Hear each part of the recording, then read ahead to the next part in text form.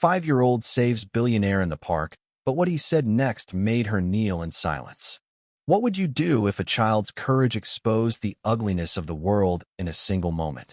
In the heart of Central Park, where joggers weave through ancient oaks and street musicians hum forgotten tunes, a single act of bravery unraveled a truth too heavy for most to bear. It was a crisp autumn evening, the kind where the air bites just enough to remind you you're alive, when 5-year-old Amara Johnson wandered away from her mother's side. Her tiny sneakers crunched on fallen leaves, her curious eyes scanning the world with the fearless wonder only a child possesses. She didn't know she was about to change lives forever. Amara's mother, Tasha, was a single parent working 2 jobs, her hands rough from cleaning houses, her heart heavy from years of sidelong glances and whispered slurs. They were Black, living in a city that preached equality but often practiced something else. That day, Tasha had taken Amara to the park to escape the grind, to let her daughter chase squirrels and giggle under the open sky. But Amara, with her boundless energy, slipped away, drawn to a commotion near the Bethesda fountain. There, sprawled on the pavement, was Edward Harrington, a billionaire known for his tech empire and icy demeanor. His face was ashen, his hand clutching his chest as he gasped for air. A heart attack had struck, sudden and merciless, and the crowd around him froze, some gawking, others stepping back as if his wealth made him untouchable even in crisis. Amara, small and unnoticed, pushed through the legs of strangers.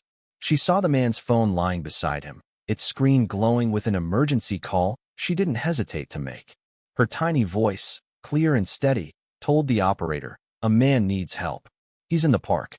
Hurry." Paramedics arrived within minutes, their sirens cutting through the murmurs of the crowd. Edward's life was saved, his breathing stabilized as they loaded him onto a stretcher. Amara stood back, her hands clasped, watching with quiet pride. But the story doesn't end there. As Edward regained his senses, a man in the crowd, tall, red-faced, and reeking of entitlement, pointed at Amara. "You shouldn't be here," he spat, his voice loud enough to make heads turn. "Go back to where you belong." The words hung in the air, sharp and venomous, a reminder of the divide that still festered beneath the city's polished surface. The crowd shifted uneasily. Some nodded, others looked away, but no one spoke. Amara's mother, Tasha, reached her daughter, her face a mask of fury and fear. She pulled Amara close, ready to shield her from the cruelty of words she'd heard too many times before. But Amara, undeterred, looked up at the man, her voice small but piercing. "I helped him. Why are you mad?" The question was a dagger, cutting through the hypocrisy of the moment. The man faltered, his face reddening further, but he doubled down, muttering about her kind and troublemakers. Edward, still weak but alert, heard every word.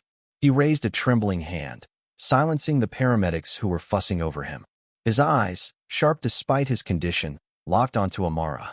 The crowd held its breath, expecting gratitude, perhaps a kind word for the child who'd saved him. Instead, Edward's voice was low, almost a whisper, but it carried a weight that made the air feel heavier. "You're braver than anyone here," he said, his gaze sweeping the crowd before returning to Amara. "But they'll never see you as equal. Not yet." Amara froze, her young mind grappling with words she couldn't fully understand but felt in her bones. Tasha's grip tightened, tears welling in her eyes. The crowd was silent, some ashamed, others defiant. Edward continued, his voice gaining strength. "I've built empires, but I've ignored this people like you, judged for nothing but your skin. I'm sorry." His words were a confession, raw and unexpected, from a man who'd spent his life above the fray. Amara, still clutching her mother's hand, knelt not out of defeat, but in a quiet moment of processing the weight of what she'd heard. The man who'd shouted at Amara slunk away, his bravado deflated. The crowd dispersed, some whispering about the billionaire's words, others about the child who'd stood her ground. Tasha lifted Amara into her arms, whispering, "You're my hero." But Amara's eyes were distant, her heart wrestling with a truth she was too young to fully carry.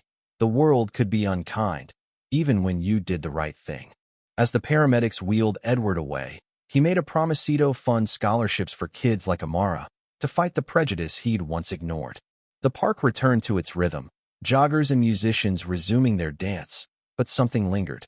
Amara's act of courage had cracked open a truth, exposing the raw edges of a society that preached unity but often failed to live it.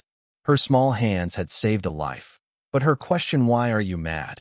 had saved something deeper, a spark of hope that change, however slow, was possible. Years later, Amara would remember that day, not for the billionaire's apology or the crowd's silence, but for the fire it lit in her. She'd grow up to become a voice for those unheard, her courage rooted in a moment when she, a 5-year-old, stood taller than the hate around her. And on that wooden bench by the fountain, where Tasha had scratched a message in defiance, the words remained, "A child's heart defies hate." Thank you for listening. If you find it interesting, please like and subscribe to follow the next stories.